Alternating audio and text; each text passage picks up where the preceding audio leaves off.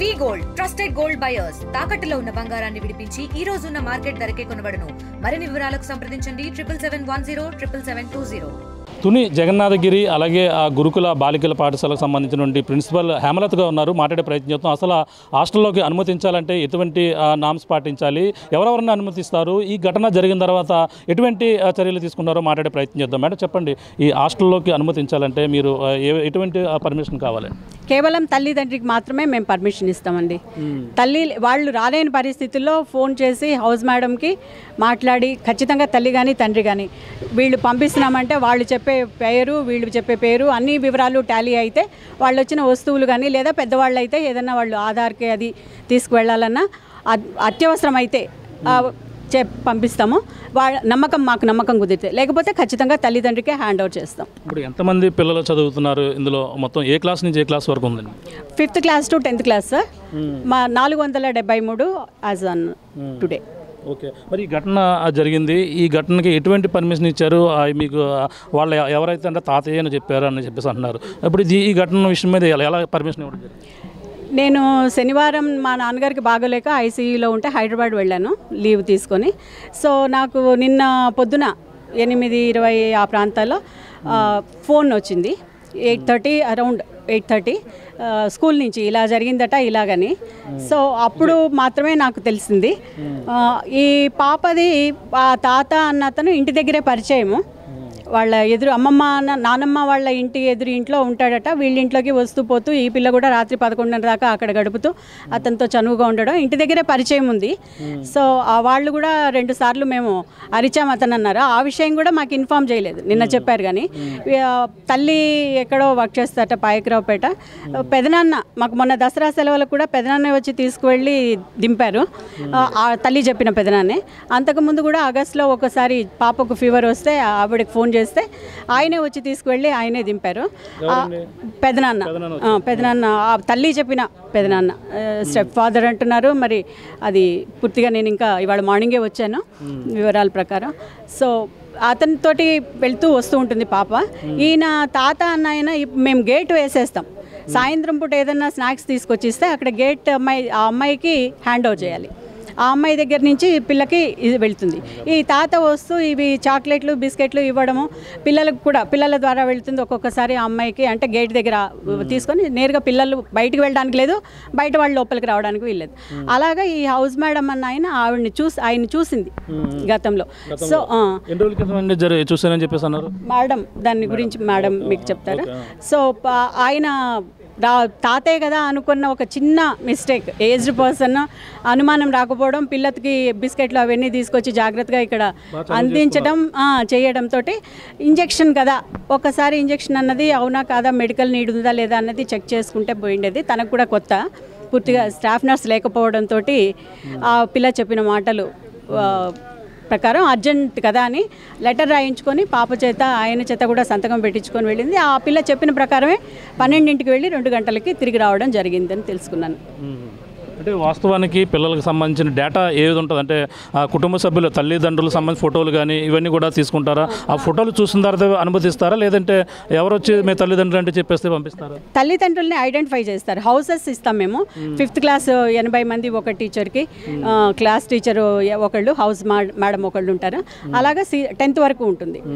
ఈ house madam దగ్గర వాళ్ళ గురించిన పూర్తి వివరాలు ఉంటాయి. తల్లిదండ్రులు మాకు అప్లికేషన్లో జాయినింగ్ టైంలో వాళ్ళు సంతకం పెట్టి అప్లికేషన్ ఫామ్ ఫోటో ఇస్తారు, పిల్ల ఫోటో. అది వాళ్ళు ఈజీగా వీళ్ళు ఇక్కడ చాలా లాంగ్ టైం వర్క్ చేస్తూ ఉండడం వల్ల ఈ ఫాదర్ వీళ్ళకి రిలేటెడ్ అని తెలుస్తుంది. సో అంటే ఈ ఘటన జరిగిన తర్వాత మరి ఆ పిల్లల్లో మొత్తం తల్లిదండ్రుల్లో మొత్తం భావం ఉంటుంది. వాళ్ళంతా కూడా కొంచెం టెన్షన్ పడుతున్నారు. ఇప్పటికే గేట్ దగ్గర రావడం, మా పిల్లలు ఉన్నారు, ఏం జరిగిందో తెలియక జరిగిన తర్వాత భయాందోళన గురవుతూ ఉన్నారు. వాళ్ళందరికీ మీరు తల్లిదండ్రులకి ఏం చెప్తారు? సుమారు 470 మంది పిల్లలు ఉన్నారంటున్నారు, ఏం చెప్తున్నారు? నేను మార్నింగ్ వచ్చాను. మార్నింగ్ వచ్చేటప్పటికే పేరెంట్స్ చాలామంది వచ్చినారు. నిన్న కూడా అలాగే వచ్చినారట. నేను పేరెంట్స్ అందరితోటి మాట్లాడాను. భయపడాల్సింది లేదు. ఇక నుంచి ఐడెంటిటీ కార్డు ఒకటి తీసుకుందాం. మీరు ఎవరైతే ఫోటో ఇస్తారో తల్లి తండ్రి వాళ్ళు తప్ప అన్నల్ని మామల్ని ఎవరిని మీరు పంపించడానికి వీల్లేదు. వాళ్ళ ద్వారా స్నాక్స్ అవి అందించడానికి కూడా మీరు ప్రయత్నం చేయొద్దు. సాధ్యమైనంత వరకు గర్ల్స్ ఇన్స్టిట్యూషన్ కనుక తల్లి రావడానికే ప్రయత్నించండి. ఫోటో తప్పనిసరిగా కావాలి అని చెప్పాను. రెండవది, భయం అన్నది మన పిల్లని వేరే చోట చదివించినా మనమైనా ఆందోళనలో ఉంటాము. సో వాళ్ళకి ప్రతి ఒక్కళ్ళ చేత ఫోన్ చేయిస్తాను, మీ పిల్లతోటి మాట్లాడిస్తాను, మీరు భయపడొద్దని చెప్పి పంపించాను. సో ఇప్పుడు హౌస్ మేడమ్స్ 80 మంది పిల్లలకి ఆవిడ కాల్ చేసి పేరెంట్స్ తోటి మాట్లాడిస్తారు. ఇది పరిస్థితి. ప్రస్తుతం అయితే ఏదైతే ప్రస్తుతం జగన్నాథగిరికి సంబంధించిన గురుకుల బాలికల పాఠశాలకు సంబంధించిన ప్రిన్సిపల్ అయితే హేమలత గారు అయితే ఇదే చెప్తున్నారు. అంటే ప్రధానంగా పర్మిషన్ కుటుంబ సభ్యులు వాళ్ళ పర్మిషన్ ఉండాలి, వాళ్ళంతా కూడా వాళ్ళ ఫోటోలు అన్నీ కూడా మొదట్లోనే ఐడెంటిఫై చేసి తీసుకుంటాం. కానీ ఇది అతను ఏజ్డ్ పర్సన్ కావడం, అతని తాతని చెప్పడంతోనే మేము నమ్మి అతనైతే లెటర్ రాయడంతోనే పిల్లలకి తరచూ తినుబండారాలు అవి ఇవి కూడా పంపించడం కూడా చేస్తూ ఉన్న పరిస్థితి ఉంది. తను కూడా ముందు నుంచి ఇంటి వద్దే పరిచయం ఉన్న నేపథ్యంలోనే తను రావడం, తాతయ్య అని చెప్పడం, ఇంజెక్షన్ అని చెప్పిన నేపథ్యంలోనే తను లీవ్లో ఉన్న సమయంలోనే తను ఎవరైతే ఇన్ఛార్జ్ టీచర్ పంపించినటువంటి పరిస్థితి ఉందని కూడా చెప్పుకొస్తున్నారు. ఈ నేపథ్యంలో ఈ ఘటన అయితే జరిగినటువంటి పరిస్థితి ఉందంటున్నారు. మొత్తం మీద అయితే ఎవరైనా సరే పర్మిషన్ తీసుకోవాలంటే పిల్లల్ని ప్రతి నెల కూడా ఒకరోజు మాత్రమే పర్మిషన్ ఉంటుంది. వాళ్ళందరూ కూడా అనుమతి ఇచ్చి వాళ్ళంతా చూపించడం జరుగుతుంది. కానీ ఇప్పుడైతే జరిగినటువంటి ఘటనతో మనమంతా కూడా ఐడెంటిటీ కార్డులు కూడా ఇవ్వడే ప్రక్రియ కూడా చేస్తున్నాం. ఈ జరిగిన ఘటనలో ఇటువంటి పునరావృతం కాకుండా కేవలం తల్లిదండ్రులు మాత్రమే పంపిస్తే అనుమతిస్తాం. అందులో ముఖ్యంగా తల్లిని మాత్రమే అనుమతించేందుకు కూడా ఎప్పటి నుంచి చర్యలు తీసుకుంటున్నామని, అలాగే హాస్టల్ సంబంధించిన ప్రిన్సిపల్ ఎవరైతే ఉన్నారో హేమలత గారు చెప్తున్న పరిస్థితి ప్రధానంగా ఉందని చెప్పాలి. ఇది కూడా తాజా పరిస్థితి. తెలుసు, దాని మీద మనం కేసు నమోదు చేయడం, ప్రత్యేకమైన టీములు ఏర్పాటు చేసి కేసు దర్యాప్తుని త్వరగా ముగించి ముద్దాయిని ట్రేస్ చేయాలనే ఉద్దేశంతో మా సిన్సియర్గా మన డిఎస్పీ గారు, పెద్దాపురం డిఎస్పీ గారు ఇక్కడ ఉండి గౌరవ ఎస్పీ కాకినాడ శ్రీ బిందుమాధవ్ గారి ఆదేశాల ప్రకారంగా మేము సుమారు 10 టీంలు ఏర్పాటు చేసుకుని ముద్దాయిని ట్రేస్ చేసి సాయంత్రం 5 గంటలకి అరెస్ట్ చూపించి మెడికల్ టెస్టులు, ఆ తర్వాత కోర్టుకు పంపాల్సినటువంటి రికార్డును తయారు చేసుకొని టౌన్లో ఉన్నటువంటి సిచ్యువేషన్, బంధువుల్లో కానీ వేరే గ్రూపుల్లో కానీ ఉన్నటువంటి ఒక పరిస్థితులను గమనించి తక్షణం అతన్ని రిమాండ్ చేయాలనే ఉద్దేశంతో సుమారు 10:30-11 మధ్యలో అతన్ని గౌరవ మేజిస్ట్రేట్ గారి సమక్షంలో ప్రవేశపెట్టి జ్యుడిషియల్ రిమాండ్ కోరడానికి ప్రయత్నించే క్రమంలో నారాయణరావు తప్పించుకోవడం, ఆ యొక్క దారిలో ఉన్నటువంటి కోమటి చెరువులో దగ్గర నేచర్ కాల్స్ కని ఆగి అతను ఈ చేసిన నేరానికి సిగ్గుపడుతూనో లేకపోతే మరి ఏదైనా కారణం చేతో చెరువులో దూకడం జరిగింది. తర్వాత ఈరోజు మనం ప్రత్యేకమైన టీంలు ఏర్పాటు చేసుకుని గజఈతగాళ్ళని, ఫైర్ సర్వీస్ వాళ్ళని తీసుకొని బాడీని ట్రేస్ చేసి బంధువులకి సమక్షంలో బయటికి తీసి ఇంక్వెస్ట్ నిమిత్తం హాస్పిటల్కి పంపుకోవడం అయింది. అయితే ఈ క్రమంలో నిన్నటి నుంచి వివిధ సోషల్ మీడియాలో గ్రూపుల్లో బాధితురాలు అయిన మైనర్ గర్ల్ని పదే ఆవిడ యొక్క ఫోటోల్ని ఎగ్జిబిట్ చేస్తూ ప్రత్యేకంగా కొన్ని గ్రూపులు ఇటువంటి ప్రైవసీ కూడా మెయింటైన్ చేయకుండా ఆ అమ్మాయి విక్టిమ్ ఎవరైతే ఉన్నారో ఆ పాప ఆమెని మళ్ళీ రెండోసారి విక్టిమ్ని చేసి రాష్ట్రం అంతా సోషల్ మీడియాలో ట్రోల్ చేశారు. ఇది చాలా దారుణమైన పరిస్థితి. ఎందుకంటే మీ అందరికీ తెలుసు, విక్టిమ్ని మనం డిస్క్లోజ్ చేయకూడదు. విక్టిమ్ని ఇప్పటికే వాళ్ళు బాధితులు, వాళ్ళు మరొకసారి బాధితులు చేసి హింసించకూడదు అన్నది ఈ చట్టంలో ఉంది. పోక్సో యాక్ట్ 20 నుంచి 24 సెక్షన్లు క్లియర్గా చెప్తున్నాయి. ఇటువంటి పరిస్థితులను ఈ యొక్క విక్టిమ్ కానీ ఈవెన్ మైనర్ గర్ల్ అయితే ఇంకా సెన్సిటివ్గా ఆ విషయాలు ఎక్కడో చెప్పకూడదు. అయినా కానీ కొంతమంది గ్రూపుల్లో విచ్చలవిడిగా ట్రోల్ చేశారు. కొన్ని గ్రూపులను ఇప్పటికే మేము ఐడెంటిఫై చేసాం. అది ఏదైతే నేరం జరిగిందో హంసవరం గ్రామం నుంచి ఇది స్టార్ట్ అయిన ఈ ట్రోల్ చేయడం. ఆల్రెడీ ఆ గ్రామంలో ఉన్న కొంతమంది నాయకుల్ని, మహిళా నాయకుల్ని ఐడెంటిఫై చేసాం. అదేవిధంగా టౌన్లో కొన్ని గ్రూపులు ఐడెంటిఫై చేసాం. దయచేసి వారికి మేము చెప్తున్న విజ్ఞప్తి ఏంటంటే ఈరోజు సాయంత్రం 5 గంటల లోపుగా ఏవైతే గ్రూపుల్లో ఫొటోస్ ఉన్నాయో మైనర్ గర్ల్ ఫోటోలు కానీ, అదేవిధంగా ఎవరైతే సస్పెక్ట్ ఉన్నాడో నారాయణరావు యొక్క కొడుకు ఫ్యామిలీని, వాళ్ళ మైనర్ పిల్లల్ని కూడా ట్రోల్ చేస్తున్నారు. అది కూడా చాలా దారుణమైన పరిస్థితి. నారాయణరావు సస్పెక్ట్, అంతవరకు మేము ముద్దాయిని పట్టుకున్నాం, అరెస్ట్ చేసాం. వాళ్ళ ఫ్యామిలీలో ఉన్న లేడీస్ని కూడా ట్రోల్ చేయడం అనేది దారుణమైన విషయం. అది కూడా ఇప్పుడు వాళ్ళు కూడా వచ్చి టౌన్ పోలీస్ స్టేషన్లో రిపోర్ట్ ఇస్తున్నారు. వాళ్ళని కూడా ఐడెంటిఫై చేసాం. ఇమీడియట్గా ఆ ఫోటోలు కూడా రిమూవ్ చేయాలని కోరుతున్నాం. లేని పక్షంలో సాయంత్రం 5 గంటల తర్వాత నుంచి అరెస్టులు మొదలు పెడతాం. పోక్సో యాక్ట్ 20 నుంచి 24 ఇవి ఏదైతే పోక్సో చట్టం ప్రకారం శిక్షలు ఉన్నాయో అవే శిక్షలు వీళ్ళకి కూడా వర్తిస్తాయి. అదేవిధంగా ఐటీ యాక్ట్ సెక్షన్ 67 ప్రకారం కూడా వీరి మీద కేసులు నమోదు చేయడం జరుగుద్ది. ఎవరైనా సరే, ఏ గ్రూప్ అయినా కానీ, ఎవరైనా సరే, ఏ పార్టీ అయినా సరే ఈరోజు 5 తర్వాత అరెస్టు స్టార్ట్ చేస్తాం. దయచేసి మీకు ఈ ప్రత్యేకమైన ఈ ఉద్దేశంతోనే మిమ్మల్ని రిక్వెస్ట్ చేసి పిలిచాం. దయచేసి అంతా కమ్యూనికేట్ చేయండి.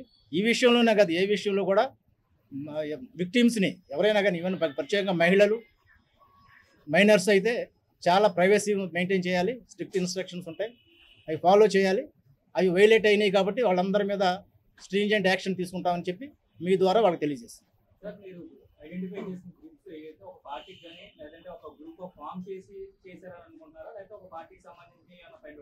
ఎస్, ఒక పార్టీకి చెందిన గ్రూపులు ఎక్కువగా ట్రోల్ అయినాయి, ఇండివిజువల్ గ్రూపుల్లో కూడా ట్రోల్ అయినాయి.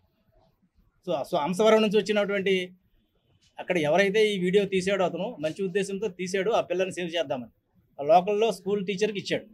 ఆ స్కూల్ టీచరు ఆ ఊరు పెద్దలకి ఎవరికో ఇచ్చాడు. అక్కడ వాళ్ళు విచ్చలవేడిగా పార్టీ గ్రూపులో ట్రోల్ చేశారు. అది చాలా అన్యాయంగా ఉన్న విషయం. అవన్నీ ఐడెంటిఫై అయ్యాయి, వాళ్ళందరినీ అరెస్టులు చేస్తారు. డెఫినెట్గా కేసు పెడతాం.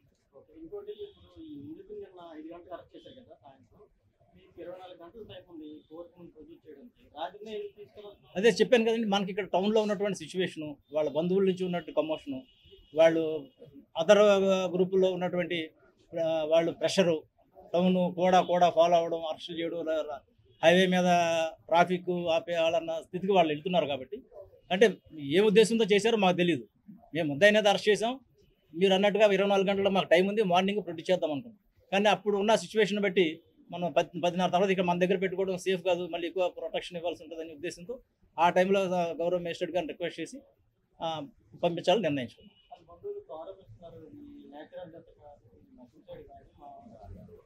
దాని మీద కూడా ఎంక్వైరీ ఉంటుంది కదండి. పోలీస్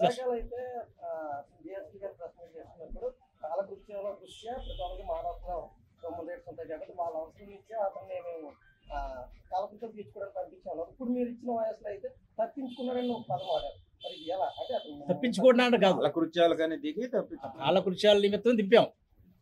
ఇక్కడ మధ్యలో ఎందుకు ఆపుతారు, అక్కడ చెరువు ఉంది కాబట్టి, వాటర్ ఉంది కాబట్టి, అతను అదొక ఫండమెంటల్ ఇది కాబట్టి వాళ్ళకి ప్రాథమిక హక్కు. మనం వాళ్ళకి నేచురల్ కల్స్ అలౌ చేయాలి.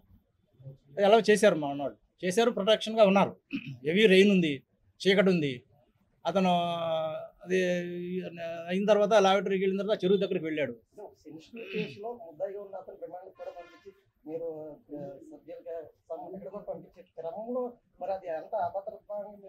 అభద్రత ఏం లేదు, ఎస్కార్ట్ ఉంది. అభద్రత ఏం లేదు, ఎస్కార్ట్ ఉంది. కాకపోతే హ్యాండ్ కాదు, అతను ఎస్కేప్ అయ్యే నేచర్ కాదు కాబట్టి హ్యాండ్ కప్స్ వేయకూడదు కాబట్టి వేయలేదు. అందులో నేచురల్ కాల్స్కి అలౌ చేయాలి కాబట్టి నేచర్ ఒకళ్ళు వేసినా తీయాలి. భద్రతగానే ఉంది. ఎస్ఐ గారు ఉన్నారు, 2 కానిస్టేబుల్స్ ఉన్నారు, డ్రైవర్ ఉన్నారు. జీబులోనే తీసుకెళ్తున్నారు.